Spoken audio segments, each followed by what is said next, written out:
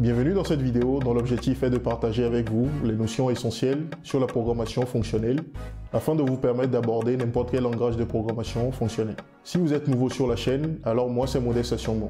Je suis développeur web et j'ai récemment créé la chaîne DevPropulsor afin de partager les connaissances acquises depuis le début de ma carrière jusqu'ici avec le monde.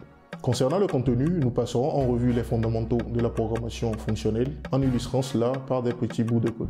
Comme langage de présentation, j'utiliserai le JavaScript. Mais vous n'avez pas besoin de connaître le JavaScript pour suivre la vidéo, vu que les codes d'illustration seront des codes très simples.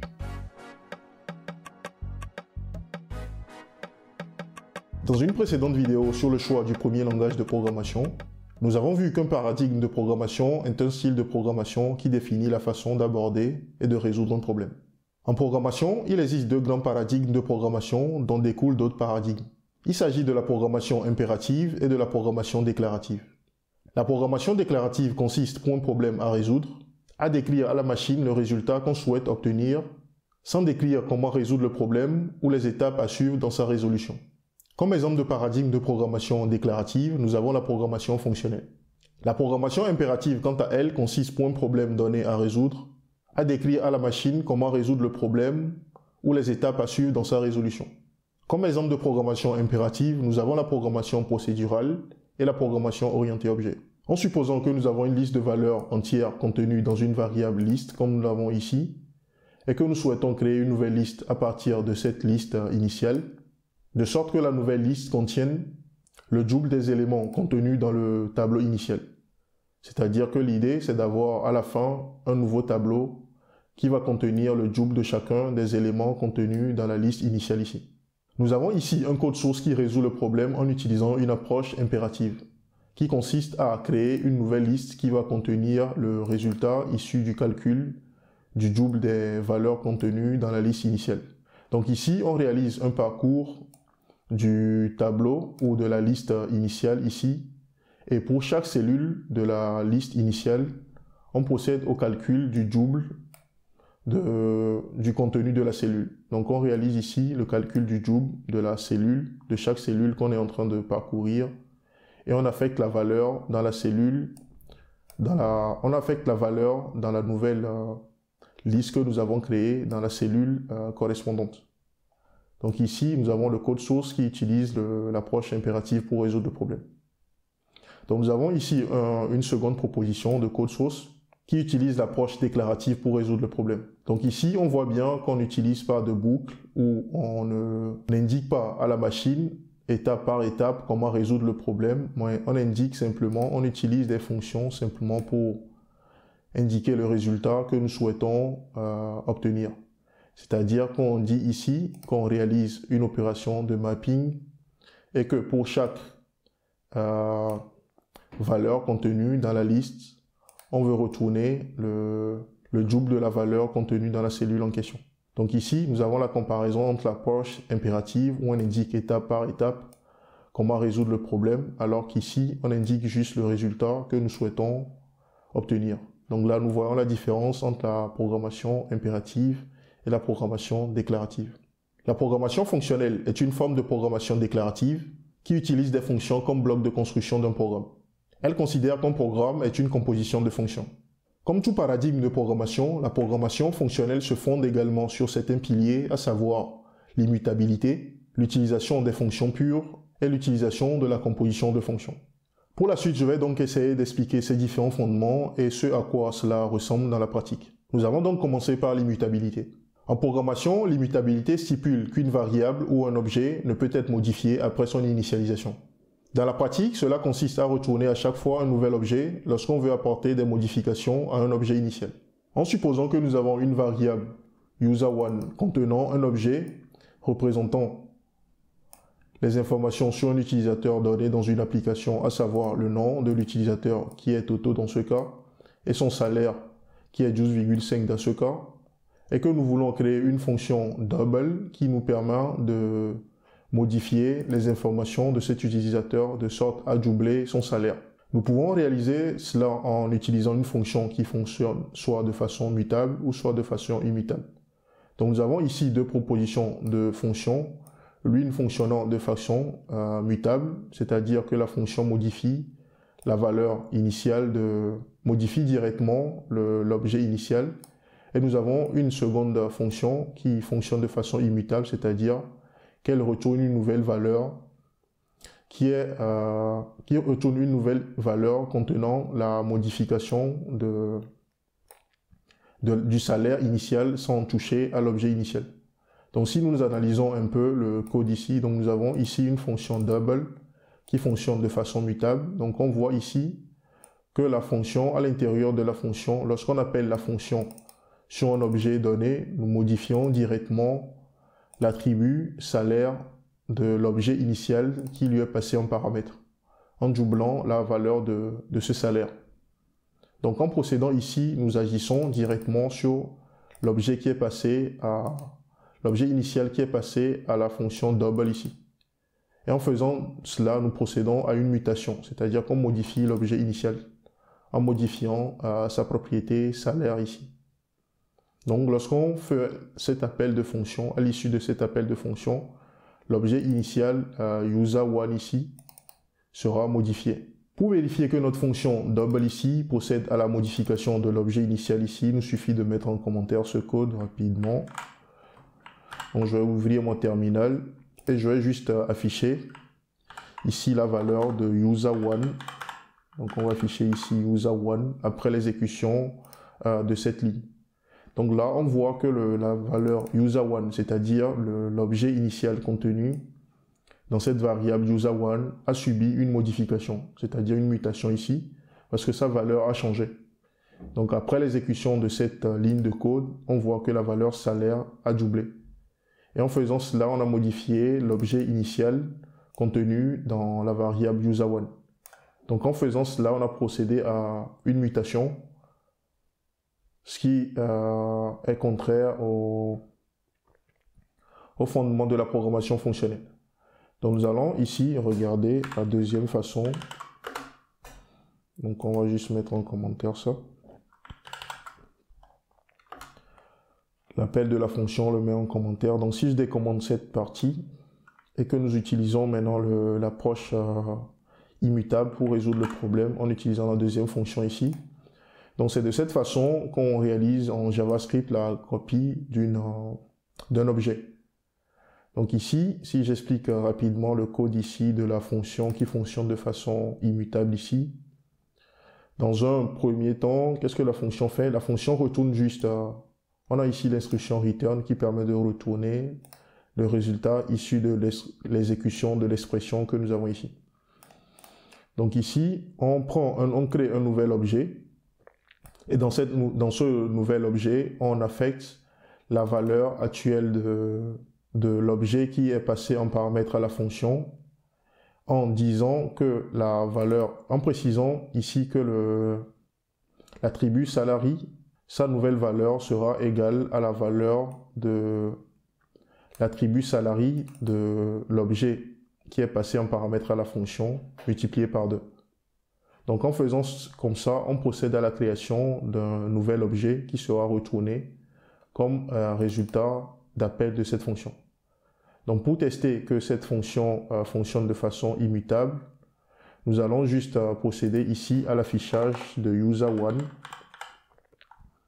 après l'appel de cette fonction. Donc on voit bien ici qu'après l'exécution de la fonction, que notre variable initiale user1 qui est déclarée ici contient toujours la valeur, la valeur 12,5 comme salaire de l'utilisateur ici. Et si nous regardons maintenant le contenu de user with double salary, on voit ici que c'est un nouvel objet et que le nouvel objet contient maintenant la valeur, maintenant son salaire qui est doublé et qui correspond au double du salaire initial de l'objet initial qui est user1 ici, qui est contenu dans user1. Donc cette approche, en utilisant cette approche ou cette fonction, on ne modifie pas directement l'objet initial. Donc en faisant comme ça, on utilise la version immutable, on utilise l'immutabilité, qui consiste à ne pas modifier l'objet qui est passé en paramètre ici. Donc si on efface tout ça, Donc ici, la fonction double que nous avons écrit ici, il existe une façon plus simple de l'écrire en JavaScript qui est l'utilisation de cet opérateur qui est le split operator. Donc cette fonction que nous avons écrite ici, on aurait pu l'écrire autrement, comme ça. Donc c'est une autre syntaxe pour écrire cela également. Et ceci n'est pas le but de cette vidéo, donc c'est juste un code pour expliquer la différence entre la mutabilité et l'immutabilité. Le deuxième fondement de la programmation fonctionnelle est l'utilisation des fonctions pures. En programmation, on dit qu'une fonction est pure lorsqu'elle vérifie un certain nombre de conditions. La première est qu'elle doit fonctionner seulement avec des variables qui lui sont passées explicitement en paramètres. La deuxième, c'est qu'elle doit toujours retourner le même résultat lorsqu'on l'appelle avec les mêmes paramètres, et cela indépendamment du nombre de fois qu'elle est appelée. La dernière condition à vérifier, c'est qu'elle ne doit pas produire de side effects. C'est-à-dire qu'elle ne doit pas se baser sur des valeurs qui ne lui sont pas passées en paramètres ou modifier des valeurs qui ne lui sont pas passées en paramètres. Comme exemple de side effect, nous avons l'écriture dans la console, dans un fichier, sur l'écran, l'accès à une base de données, le fait de réaliser des appels réseau, etc.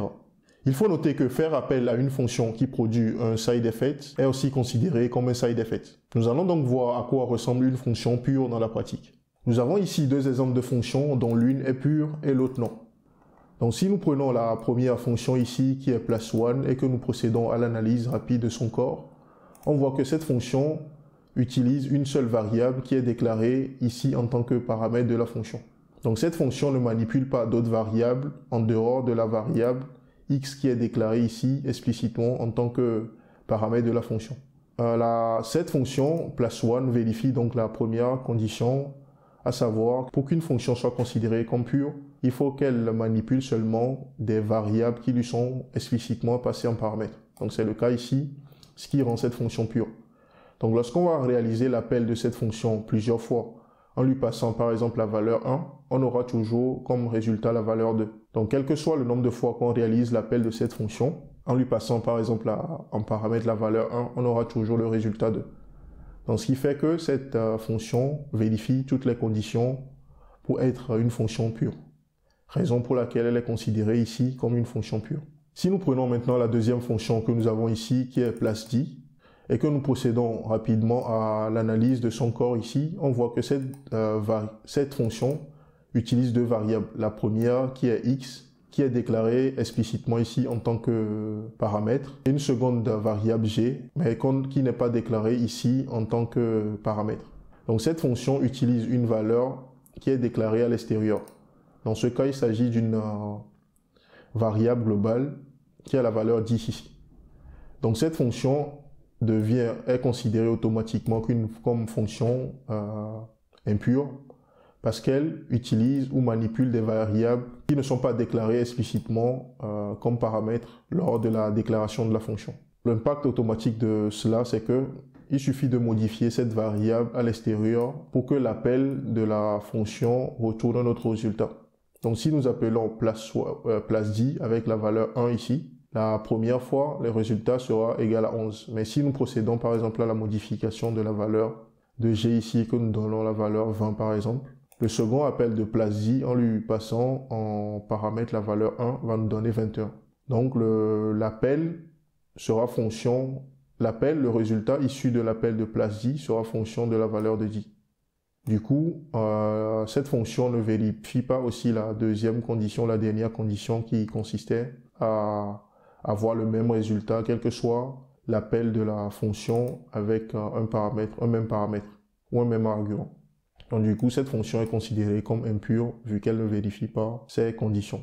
En programmation fonctionnelle, on utilise le terme référential transparency, en français transparence référentielle, pour désigner le fait pour une fonction de toujours retourner le même résultat pour les mêmes valeurs qui lui sont passées en paramètres. Le terme contraire est référential opaqueness. Dans les langages de programmation fonctionnelle pure, c'est-à-dire des langages de programmation fonctionnelle qui n'autorisent pas d'autres paradigmes de programmation, on utilise les monades pour isoler les side effects. Les monades en programmation fonctionnelle sont un concept qui nécessite toute une vidéo. Je ne vais donc pas parler de cela. Vous pouvez faire des recherches personnelles par vous-même sur le sujet plus tard au besoin. Nous allons maintenant passer au dernier fondement de la programmation fonctionnelle qui est la composition de fonctions. La composition de fonctions consiste à utiliser deux ou plusieurs fonctions pour créer une autre fonction ou pour résoudre un problème donné. Il faut noter que le terme composition nous vient de la mathématique. Si vous vous rappelez, au collège ou au lycée, en mathématiques, pour certains exercices, on nous donnait par exemple deux fonctions f et g, et on nous demandait de calculer la composition de f de g, notée f rangée. Et pour réaliser cela, il suffisait de remplacer la variable x dans la fonction f par l'expression de la fonction g. Donc si nous prenons l'exemple ici, nous avons deux fonctions f et g. Donc f est défini tel que f de x égale à 2x et g égale à x carré plus 1. Donc la composition de f de g, notée f rangée dans notre cas, consisterait à remplacer la valeur x ici dans f par l'expression de g ici. Donc si nous prenons 2x et que nous remplaçons la valeur de x ici par x carré plus 1, ça nous donne 2 facteurs de x carré plus 1. Ce qui correspond, après un développement de l'expression ici, à 2x carré plus 2, qui est égal à la valeur ici. Donc le résultat issu de la composition de ces deux fonctions sera f rangé de x, qui sera égal à 2x carré plus 2. Donc il faut noter que le principe reste le même en programmation fonctionnelle. C'est-à-dire qu'on passe une fonction en paramètre à une autre fonction dans le but de créer une autre fonction ou dans le but de résoudre un problème donné. Pour donner une idée de la réalisation de la composition de fonctions dans la pratique, nous avons ici deux fonctions, f et g. Donc nous considérons la première fonction ici, double, comme étant la fonction f. Et nous considérons la seconde fonction comme étant g. Donc nous avons une fonction double qui permet de calculer le double d'une valeur qui lui est passée en paramètre. Et nous avons la fonction square qui permet de calculer le carré d'une valeur qui lui est passée en paramètre. Donc ici, nous voulons réaliser f rangé, c'est-à-dire la composition de la fonction f de g. Donc si nous voulons réaliser le calcul de f rangé par exemple, c'est-à-dire que nous voulons calculer une fonction, nous voulons créer une nouvelle fonction, nous voulons réaliser le calcul de la fonction de f rangé, c'est-à-dire réaliser l'appel du carré. Ici on réalise f rangé, donc ça veut dire que la fonction, le f rangé doit ressembler à quelque chose comme ça. Donc f rangé, si on veut réaliser f rangé, ça veut dire que nous ferons d'abord appel à la fonction nous ferons f, on va remplacer l'expression de x ici par la valeur de la fonction g dans ce cas. Donc ça veut dire qu'en réalité on doit réaliser quelque chose comme ça dont le corps va au final ressembler à ceci. Donc on aura return de 2 multiplié par l'expression de g. Donc dans notre cas, le g correspond au square. Donc ici, on réalise d'abord, donc si on fait ceci, on suppose par exemple qu'on a une valeur x ici, donc le résultat va ressembler un peu à ce que nous avons ici. Donc ça veut dire qu'on va d'abord réaliser l'appel de g sur la valeur qui sera passée en paramètre et ensuite on va multiplier cela par 2. Donc ce qui correspond à ce que nous avons ici. Donc on appelle d'abord la fonction g sur la valeur 1 dans ce cas. Donc g, ça correspond à square. Donc il suffit de remplacer ceci par square et de ensuite faire l'appel de double sur le résultat ici de cet appel. Donc raison pour laquelle nous avons réalisé cela de cette façon. Donc en procédant ici, on aura la fonction square qui sera appelée premièrement sur la valeur x. Donc ici, nous avons la valeur 1 qui est passée en paramètre. Donc si nous faisons 1 au carré, ça nous donne 1. Et cette valeur sera, le résultat issu de l'appel de square 1 sera passé en paramètre à double ici. Donc ça va nous donner 2 fois 1, qui va donner 2. Donc si on décommente la ligne ici, on s'attend à avoir la valeur 2. Donc nous avons le résultat escompté. Donc pareil, si nous voulons faire g en f, donc ça veut dire qu'on va d'abord appeler f sur la valeur 1. Donc si on fait 2 fois 1, ça nous donne 2 multiplié par élevé au carré, parce que g correspond ici au carré de la valeur qui est passée en paramètre. Donc au final, on aura ceci, donc on aura le carré du résultat issu de l'appel de f de 1. Donc on a vérifié tout à l'heure que f de 1, ça fait double de 1 qui correspond à 2. Donc lorsqu'on va faire ensuite square de 2, ça va nous donner 2 fois 2, donc ça va nous donner la valeur 4. Donc si on décommente aussi cette ligne, on s'attend à avoir 4, ce qui correspond à la valeur ici. Donc il existe des outils selon les langages de programmation qui permettent de réaliser la composition de fonctions. Au niveau de JavaScript, par exemple, il y a des librairies qui fournissent des fonctionnalités pour réaliser cette composition de façon facile et d'une façon assez lisible et compréhensible. Pour permettre la composition de fonctions, les langages de programmation fonctionnels doivent supporter les first class functions. On dit que les fonctions au niveau d'un langage de programmation sont des first class functions si le langage rend possible le fait de passer une fonction en paramètre à une autre fonction, le fait de retourner une fonction comme résultat d'une autre fonction, et enfin le fait d'affecter une fonction dans une variable donnée. Il faut également noter qu'une fonction qui accepte une autre fonction comme paramètre ou qui retourne une autre fonction comme résultat est appelée un high order function. Nous allons voir à quoi cela ressemble dans la pratique. Nous avons ici un code source qui permet de montrer à quoi ressemblent les high order functions et les first class functions dans la pratique. Donc ici, nous avons un code JavaScript où nous avons une variable dans laquelle nous affectons une fonction. Donc nous avons vu que pour dire qu'un langage supporte des fonctions qui sont considérées comme des first class functions, il faut que ces fonctions vérifient un certain nombre de conditions. Et l'une de ces conditions, c'est que ces fonctions peuvent être utilisées comme variable ou comme valeur qu'on affecte dans une variable donnée. Donc ici, on voit bien qu'en JavaScript, par exemple, on peut affecter une fonction à une variable donnée. On voit également qu'on peut passer une fonction ici. Donc ici, even représente pour nous une fonction. Donc on voit qu'on peut passer également une fonction en paramètre à une autre fonction. Donc dans ce cas, il s'agit d'une méthode.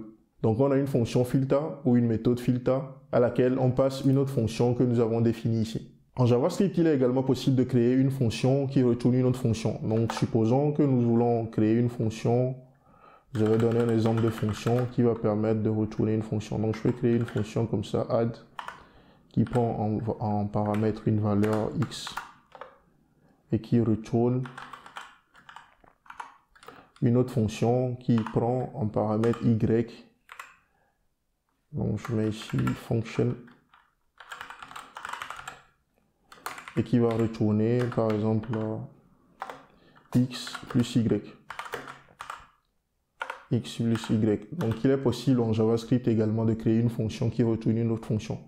Donc ici nous pourrons faire une utilisation de cette fonction simplement ici. Donc je vais faire pour l'utilisation, j'aurai à l'utiliser comme ça. Donc je serai obligé d'écrire comme ça pour pouvoir faire la somme de 1 et 2. Donc si j'affecte ici dans une variable donnée, je vais nommer la variable par exemple test. Donc en réalisant cela, si j'affiche maintenant la valeur de test, on voit que j'ai omis ici le return.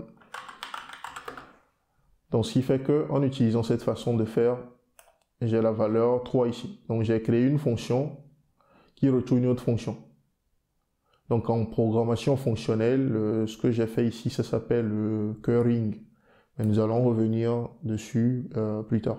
Vu que le JavaScript permet d'utiliser d'abord les fonctions comme valeur, c'est-à-dire qu'on peut les passer comme valeur à une variable donnée, le fait que le JavaScript permet de passer une fonction en paramètre à une autre fonction, comme nous l'avons ici, et enfin le fait que le JavaScript permet de créer une fonction, ou le fait que le JavaScript permet également de retourner une fonction comme résultat d'une autre fonction. Donc tout cela fait du JavaScript, fait que le JavaScript est considéré, fait que au niveau du JavaScript, les fonctions sont considérées comme des first class functions. Et aussi le fait qu'une fonction en JavaScript peut prendre en paramètre une autre fonction, ou le fait qu'une fonction en JavaScript peut retourner une autre fonction, fait que les fonctions en JavaScript sont considérées comme des high order functions. En programmation fonctionnelle, la composition de fonctions fait également appel aux notions de currying et de partial application. En programmation fonctionnelle, on parle d'arity ou arité en français pour désigner le nombre de paramètres que requiert une fonction. Le currying, traduit en français par curryfication, est le fait d'utiliser une fonction d'arité n, c'est-à-dire une fonction qui prend n paramètres, pour créer n nouvelles fonctions d'arité 1. c'est-à-dire prenant un seul paramètre. Nous allons voir à quoi cela ressemble dans la pratique. Nous avons ici un code source qui nous permet de montrer à quoi ressemble la queryfication ou le currying dans la pratique. Donc ici, nous avons une fonction add qui est une fonction normale qui prend en paramètre deux valeurs. Donc on dira ici que cette fonction a l'arité 2, dans ce cas une arité qui est égale à 2. Donc la queryfication ou le currying consiste à créer n différentes fonctions dont l'arité est égale à 1. Donc ici, on recrée en réalisant la queryfication ou bien la version queryfiée de, si vous permettez de l'appeler comme ça, de la fonction initiale ou la fonction normale add est la suivante. Donc on crée une nouvelle fonction qui prend en paramètre une seule valeur. Et cette fonction retourne à son tour une autre fonction qui prend également en paramètre une seule valeur. Donc l'idée c'est de retourner ou de créer n différentes fonctions qui prennent chacune en paramètre un seul paramètre, de sorte à avoir l'arité qui est égale à 1. Donc lors de l'utilisation de cette fonction maintenant, on aura à faire ceci, à l'utiliser comme suit. Donc si cette fonction prenait en paramètre avec une arité qui est égale à 3, donc on aurait également une troisième parenthèse ici pour indiquer le troisième paramètre. Donc ceci permet d'utiliser cette façon d'appeler la fonction. Donc c'est ce à quoi cela ressemble dans la pratique, le currying. Donc cette fonction a été réécrite ici en utilisant les arrow functions. En programmation fonctionnelle, le fait d'appeler une fonction en lui passant des paramètres afin d'obtenir un résultat donné est appelé function application ou application simplement. Le partial application ou partial function application est le fait d'appeler une fonction en lui passant en paramètre non pas tous ses paramètres requis, mais seulement une partie de ses paramètres. Le but du partial application est de créer pour une utilisation ultérieure une autre fonction avec un nombre de paramètres réduit et dont certains paramètres sont déjà renseignés ou figés. Nous allons également voir à quoi cela ressemble dans la pratique.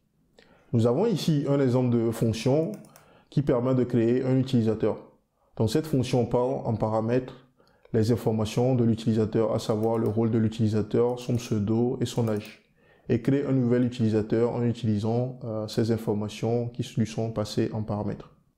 Ici, on utilise la technique du partial application pour créer une autre fonction qui permet ou qui permettra de créer simplement des utilisateurs qui sont des admins, c'est-à-dire qu'on fige le rôle des utilisateurs qui seront créés. Donc l'idée c'est d'éviter à chaque fois qu'on veut créer un utilisateur de type admin, de passer la valeur du rôle. Donc ici, on utilise le partial application ici à travers l'utilisation de la méthode ben qui est fournie par le langage JavaScript et qui permet de réaliser le partial application. Donc ici, l'explication ou la sémantique derrière cette expression, c'est que nous utilisons cette fonction initiale create user et nous créons une nouvelle fonction à partir de cette fonction create user et nous renseignons ici la première valeur de cette fonction, c'est-à-dire dans notre cas il s'agit du rôle de l'utilisateur. Donc on fige ici ce paramètre, donc on procède ici au partial application. Donc nous avons une deuxième fonction ici qui est également créée, qui utilise la même technique de partial application pour figer également le rôle de l'utilisateur, mais cette fois-ci en passant le rôle guest. Donc cette fonction va permettre de créer des utilisateurs qui sont des invités, et celle-ci va permettre de créer des utilisateurs qui sont des admins. Donc pour tester cela, le fonctionnement du partial application ici, donc je vais faire un test ici. Donc nous allons juste afficher la valeur de user1 ici. User1.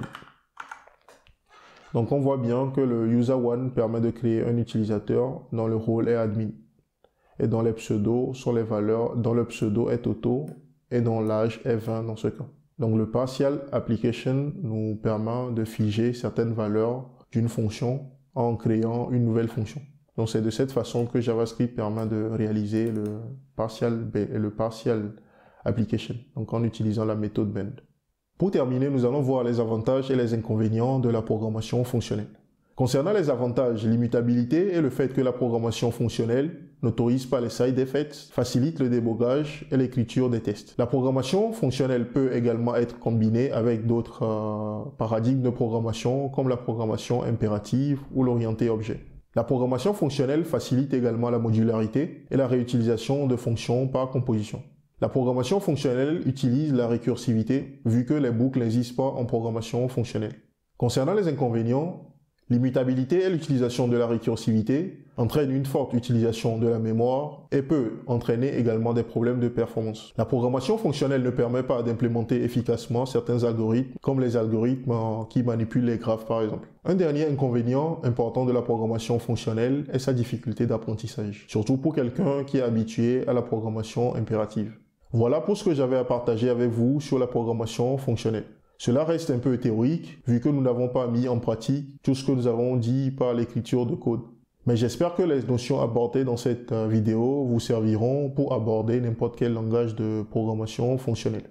Au cas où cela vous intéresserait de savoir comment se fait la programmation fonctionnelle en JavaScript par exemple, alors je vous donne rendez-vous jeudi prochain pour une autre vidéo sur la programmation fonctionnelle en JavaScript. Vous pouvez regarder en attendant, si ce n'est pas encore le cas, la précédente vidéo sur la programmation orientée objet, dans laquelle je parle des notions essentielles de programmation orientée objet pour aborder un langage de programmation utilisant ce paradigme.